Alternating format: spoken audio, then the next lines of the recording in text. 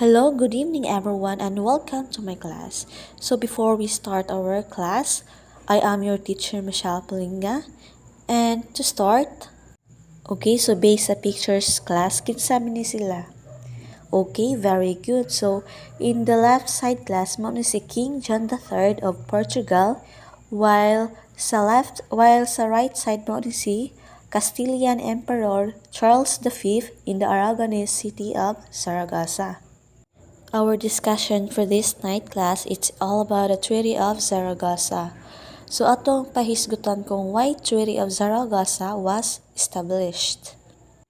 As a peace treaty between Castile and Portugal, signed on April 22, 1529 by King John III of Portugal and the Castilian Emperor Charles V in the Aragonese city of Zaragoza. So diri class dito mismo na-assign ang kaninga treaty. Maong gitawag siya Treaty of Zaragoza. In between King John III and the Emperor Charles V, ang kaning kasunduan kay para to fully end up the problem or the rival between Spain and Portugal. The treaty defined the areas of Castilian and Portuguese influence in Asia in order to resolve the Moluccas issue or mao ni siya ang Spice Island class. Diri kay ang gi-highlight jud ani kay ang Moluccas issue kay both countries which is ang Spain and Portugal is nasilayan man at nakaadto man sila sa Moluccas or mao ni siya ang Spice Island.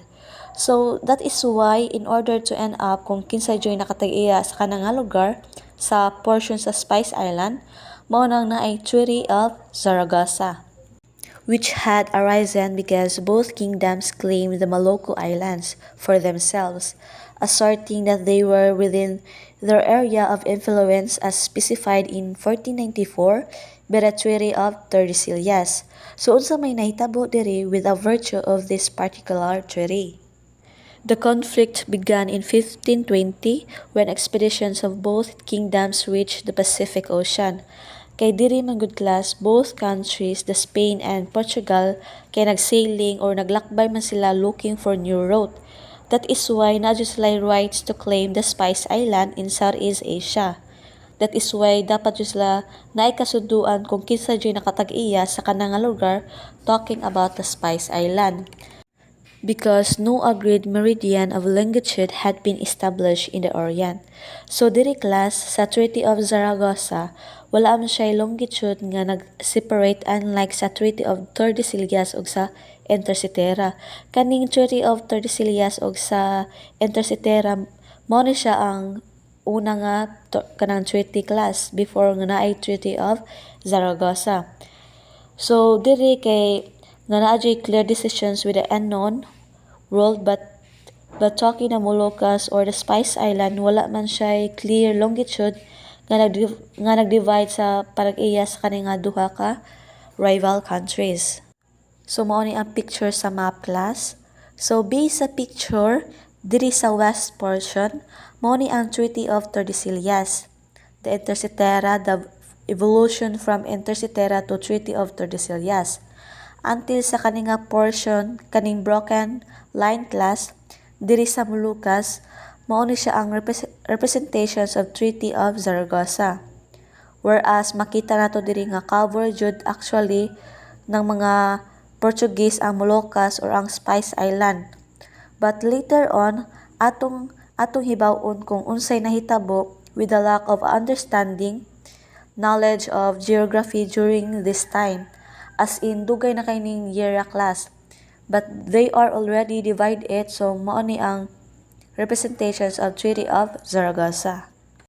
On April 22, 1529, Spain and Portugal, under which Portugal won possession of the Moluccas.